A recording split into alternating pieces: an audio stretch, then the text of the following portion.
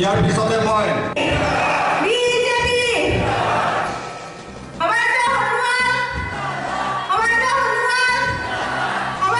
সমষ্টিৰ প্ৰাৰ্থী আৰু ইয়াৰ পিছতে আমি আজি সভাখন আগবঢ়াই নিয়াৰ পৰিপ্ৰেক্ষিতত শদিয়া জিলা সমিতিৰ মাননীয় সভাপতি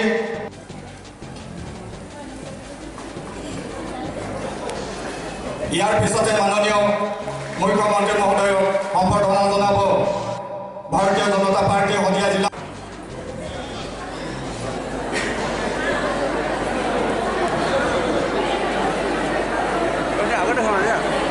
আমাৰ সকলোৰে মৰমৰ স্বনামধন্য অসম পুত্ৰ অসমৰ মুখ্যমন্ত্ৰী মাননীয় সৰ্বানন্দ সোণোৱালে আজি উপস্থিত হৈ এয়া আসন গ্ৰহণ কৰিবলৈ আমাৰ কৰিব আৰু বিজেপি দলে কৰিব পাৰিব এই কথাটো অসমৰ ৰাইজে বুজি পাইছে। আজি এই বিজেপি দলে যি 2 বছৰ কাৰ্যকালৰ যিমানখিনি কাম কৰিলে যিমানখিনি আঁচনি আনিলে বিগত কোনো চৰকাৰ দিনত আমাৰ এনেকুৱা আঁচনি এনেকুৱা কাম কাজ হোৱা নাছিলে। আজি সমগ্ৰ অসমত আজি উন্নয়নৰ দিশে গতি কৰিছে একমাত্ৰ বিজেপি চৰকাৰৰ বাবে।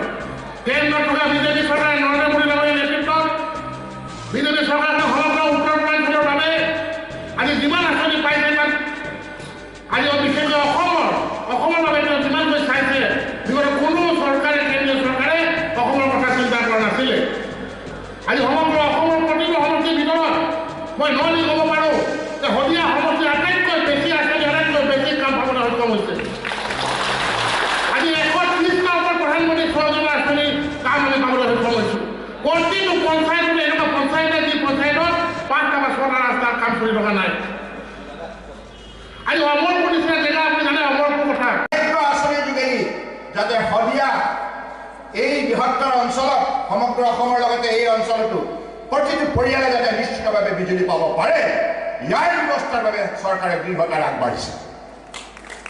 সৌভাগ্য আঁচনিৰ যোগেদি অতুল অমৃত অভিযান যি আঁচনিৰ যোগেদি পূৰ্বতে আমাৰ গাঁৱত ময়ো এটা সময়ত যেতিয়া মোৰ দেউতা অসুস্থ হৈছিল মোৰ মনত পৰে ডাঙৰ বেমাৰ হ'লে এটা টকা পইচা নাথাকিলে পৰিয়ালটো কিমান বিপদ হয়।